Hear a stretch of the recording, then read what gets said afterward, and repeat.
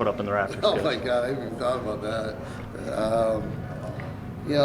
That'll be awesome. It's always nice to celebrate the history of Syracuse lacrosse, and I think Sunday's going to represent that, and it'll give us a chance, for the 2022 team to have our first real test and see what we're made of as well. So we'll be celebrating the past and trying to write history on our end and create the future. So it's going to be a fun day. Obviously, the task at hand on Sunday is the #1 team in the nation. What's been the mentality like with these guys around practice here this week? It's been the same all year. We've asked these guys to show up every day and give 100%, and they've done that. We've asked them to watch a ton of film. We've asked them to meet and go through things, communicate, and take their lacrosse IQ to another level, and they've worked hard at that. So they're working on, the effort.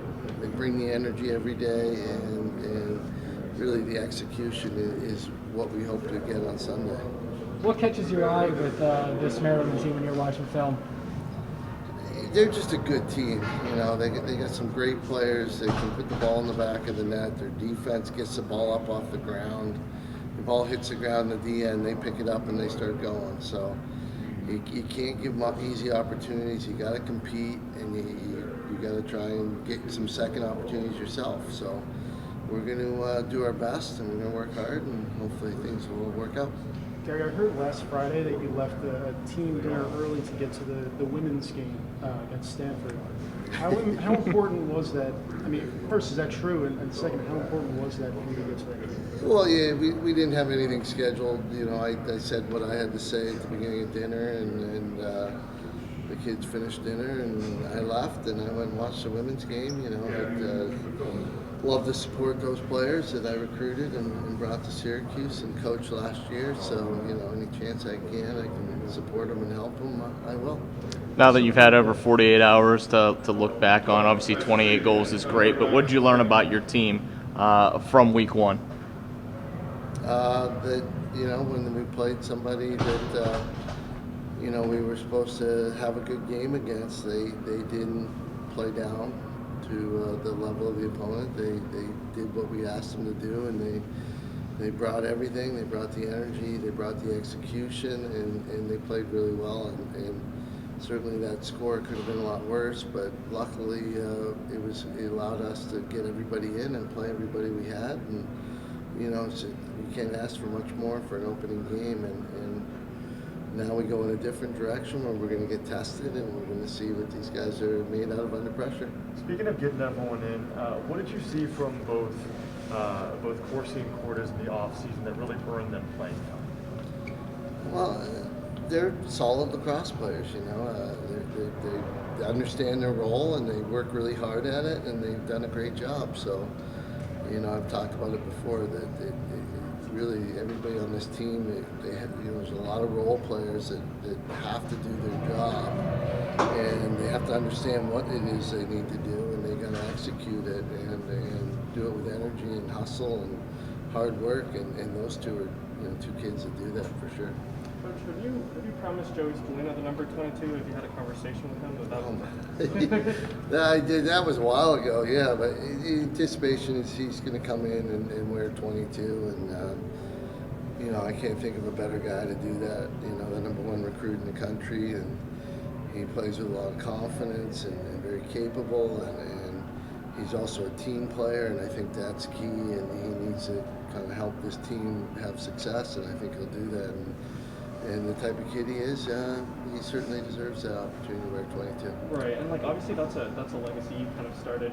I guess, sorry for putting it so bluntly, but do you think that Chase Scanlon tainted that legacy, ruined it, or do you have anything to say? Much like retiring my jersey, we're not retiring the number. The person that wears it, represents himself when he wears it. So I don't think he's tarnished the number by any means. I think what happened to him, and he's got to live with that. And the rest of us, we're moving on, and that's the way it is. With respect to the jersey retirement, your former coach, who's had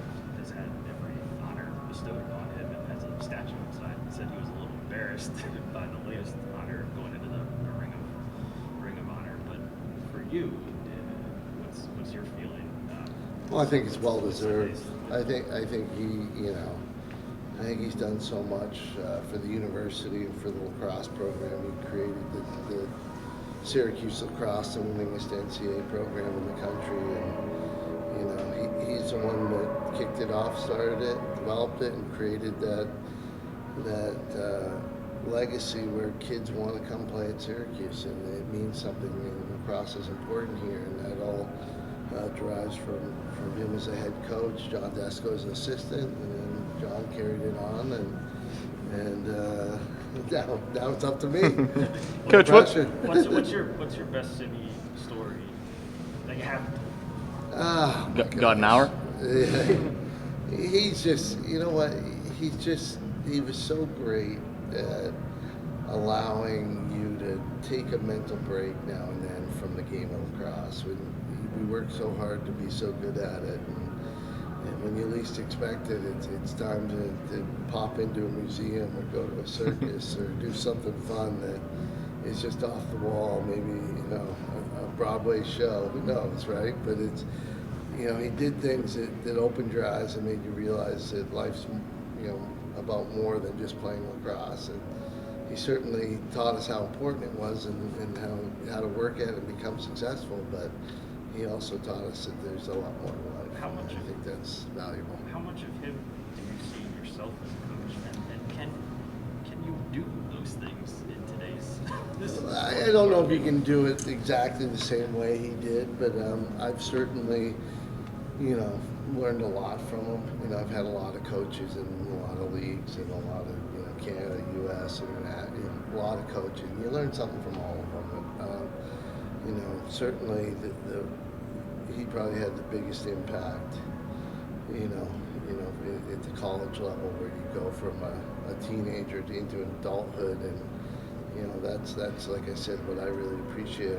He's taught me a lot more about life and how to treat people, and there's a lot more to the world than just lacrosse. So I appreciate him. Is it special that your jersey's going up the same day he's getting honored? I think it makes it a great day, to have Katie Rowan and myself and our jerseys going up, and then to have Coach Simmons go in the Ring of Honor, and the Ring of Honor is something relatively new, and it'll be a great opportunity to celebrate it and talk about what it means, and I'm looking forward to all of that as we go through the weekend. Going back to the game, what's it like, so to say, with this team being the one doing the hunting as compared to having that bullseye on your back? What's that mentality like? Well, I don't think it's ever quite like that because of our history and because of what Coach Simmons, Coach Desko have done before, that no team ever comes in here and thinks they're just going to walk away with a win. So with the jersey Syracuse across the front, typically the teams come in extra pumped up, extra fired up. They don't take you for granted. And even if they're supposed to beat you, they know that they could be in for a dogfight. So I'm not expecting them to overlook us by any means, and we're just going to fight and scratch and claw our way and try and compete the best we can. Does the preparation change at all, knowing that you don't just got Maryland coming up, but also Virginia, you got 1 and 2 coming up on the schedule? No, right now it's all Maryland, so we haven't even really thought about the next game because we know that happens all year long, playing in the ACC and then playing some other top 10 teams that are outside our conference, and I think we have the toughest schedule in the country. So if you start looking ahead, you start having problems. So we're just going to focus on the opponent in front of us. Last two for Gary. Gary, I guess at that women's game last week, Emily Harris-Chuck had like an issue with her stick and handed it to you in the crowd.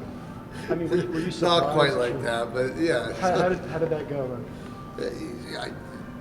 I saw that her stick, something had happened to it, and I was sitting up in the stands, and one of our people went down and grabbed it, and I said, I'll fix it. What's the problem with it? And it just needed a little bit touch up and a little tape job, and it got fixed up, and she went back out there in Houston. So, like I said, I was happy to help and support these guys. So she went back out there and scored, if I'm not mistaken. Correct, yeah. Do you not deserve credit for that? No. What, for being equipment manager? No. Last one for Gary. You noticed the stick from the stands had someone grab it and you know. I fix it just when that- noticed that the coaches and the staff were trying to fix it. They weren't sure what to do, and I have a lot of experience in that area. So I said, give me a shot. I just got it fixed up, so it's ready to go. I'm still stringing sticks for him, don't worry. Must have been a well-designed stick. Yeah, no, I still take care of the women's team.